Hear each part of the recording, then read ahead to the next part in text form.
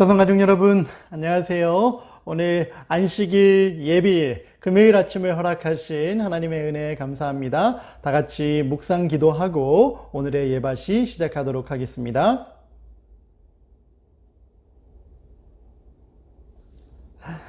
오늘부터 여러분들과 함께 새로운 찬미를 한번 불러보려고 합니다. 오늘은 어린이 찬양이에요. 669장에 나와 있는 반짝거리는 저 이슬이라는 찬미인데요. 가사의 내용을 생각하면서 오늘은 1절과 2절 함께 불러보도록 하겠습니다.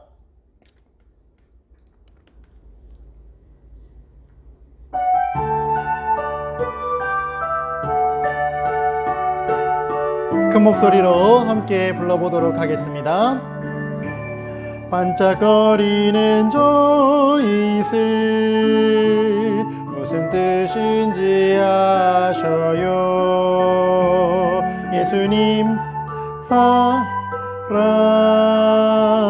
곧 하나님의 사랑 주님의 사랑 곧 하나님의 사랑 방실거리는 아침에 무슨 뜻인지 아셔요. 예수님 사랑 곧 하나님의 사랑 주님의 사랑 곧 하나님의 사랑. 여러분, 이 세상에 존재하는 모든 천연계는 다 하나님의 사랑을 우리에게 드러내 보여주는 도구예요.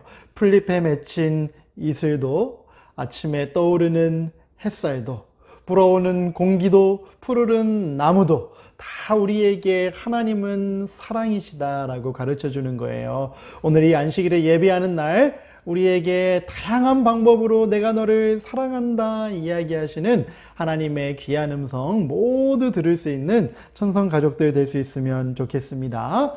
오늘 이제 그동안 읽었던 11번째 이야기를 마무리하는 날이 되겠습니다. 그동안 우리 고넬료에게 찾아왔던 베드로에 대한 이야기 배우고 있는 것 잘 기억하고 있지요? 이제 베드로가 고넬료에게 성경 말씀을, 하나님의 말씀을 가르쳐주는 내용을 오늘 보면서 정리하게 될 거예요. 55쪽에 있는 내용 함께 살펴보도록 하겠습니다. 그러고 나서 그는 예수님께서 어떻게 두루 다니시며 선한 일을 행하시고 귀신 들린 사람들을 고쳐주셨는지를 말하기 시작했습니다. 베드로 자신이 지금까지 얼마나 잘못된 생각을 하고 있었는지, 구원은 유대인에게만 있었던 것으로 착각하고 있었다라는 그 잘못을 고백한 후에 예수님께서 이 땅에 계실 때 어떤 일들을 하셨는지 고넬료에게 가르쳐주기 시작했다는 거예요. 나는 예수님께서 갈릴리에서 봉사를 시작하실 때부터 십자가에 달리실 때까지 그분과 함께 있었습니다. 나는 그분의 부활을 본 사람입니다. 그분이 다시 살아나신 후에 우리는 함께 먹고 함께 마셨습니다. 베드로의 말은 아주 단순한 자기의 경험에 대한 말이었지만 고넬료와 많은 사람들은 정신없이 그의 말에 귀를 기울이고 있었습니다. 베드로는 계속해서 설교했습니다. 이 예수께서 우리에게 명하여 하나님이 자기를 산자와 죽은 자의 심판자로 정하신 것을 사람들에게 외치며 증거하라고 하셨습니다. 이 예수에 대해서는 모든 선지자도 그를 믿는 사람은 누구든지 그의 이름으로 죄사함을 받는다고 증거했습니다. 베드로가 예수님과 함께했던 자신의 경험과 예수님의 십자가를 통해서 모든 믿는 자들에게 주어지는 구원에 대하여 그 자리에서 힘있게 설교했어요. 베드로가 말을 하면 할수록 많은 사람들은 그의 말에 깊이 빠져들었습니다. 그들은 아무 의심 없이 예수님을 개인의 구주로 받아들였어요. 그러자 놀라운 일이 벌어졌습니다. 베드로의 말이 채 끝나기도 전에 거기 모여있던 사람들 위에 성령께서 임하신 것입니다. 그들은 하나님을 높이 찬양하고 그분께 영광을 돌렸습니다. 여러분, 예수님께서 하늘로 올라가신 다음에 제자들이 열심히 기도하고 오순절에 성령 받은 이야기 기억하지요? 유대인들에게만 그 성령이 임할 줄 알았는데 베드로가 보는 눈앞에서 예수님을 믿기로 결심한 그 이방인들, 로마인들에게도 성령이 내리게 된 거예요. 삶의 변화가 시작되게 된 것이지요. 그곳에 있던 몇몇 유대인들은 그만 깜짝 놀라고 말았습니다. 그들은 하나님께서 어떻게 이방인들에게도 성령의 능력을 주실 수 있는지 도무지 이해할 수가 없었습니다. 그러나 베드로는 그것을 이해하였습니다. 하늘에서 내려온 짐승들이 그에게 가르쳐 주었기 때문입니다. 여러분, 베드로가 하늘에서 내려오는 보자기에 쌓여있는 그 부정한 동물들, 하나님께서 그것을 먹으라라고 이야기했던 그 환상을 보았던 내용 기억하지요? 그 환상이 상징하는 내용이 바로 이것이었어요. 이방인들도 뭐 할 수 있다고요? 구원받을 수 있다고요. 이방인들도 성령 받을 수 있다고요. 뭐 하기만 하면요? 예수님을 개인의 구주로 영접하기만 하면요. 더러운 것과 깨끗한 것의 구분을 누가 하신다는 거예요? 하나님께서 하시는 거예요. 하나님께서 다 구원받을 수 있다고 이야기하면 모든 사람들이 다 뭐 할 수 있다는 거예요? 구원받을 수 있다는 거예요. 그 환상은 무엇을 먹고 먹지 말아야 될지에 대한 문제가 아니라 모든 인류에게 허락하시는 구원의 선물이 있음을 하나님께서 보여주시기 위한 도구로 사용되었던 것이지요. 그는 이렇게 물었습니다. 이 사람들도 우리들처럼 성령을 받았으니 이들이 물로 침례를 받는 것을 누가 막을 수 있겠습니까? 물론 그럴 수 있는 사람은 아무도 없었습니다.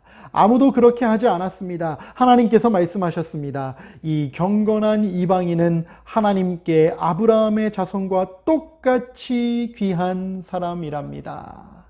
유대인들은 구분 짓고자 했지만 하나님께서는 그 구분의 담을 무너뜨리셨던 거예요. 모두가 다 뭐 할 수 있다고요? 구원받을 수 있다고요. 침례받고 하나님의 자녀로 거듭날 수 있다는 거예요.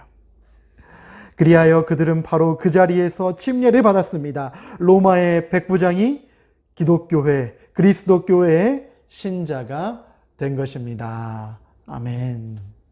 우상을 섬기던 나라 로마의 백성이었지만 하나님의 복음을 접하고 하나님을 섬기는 예수님의 제자로 거듭난 고넬료에 대한 이야기를 우리가 지난 3일 동안 함께 살펴보게 되었습니다.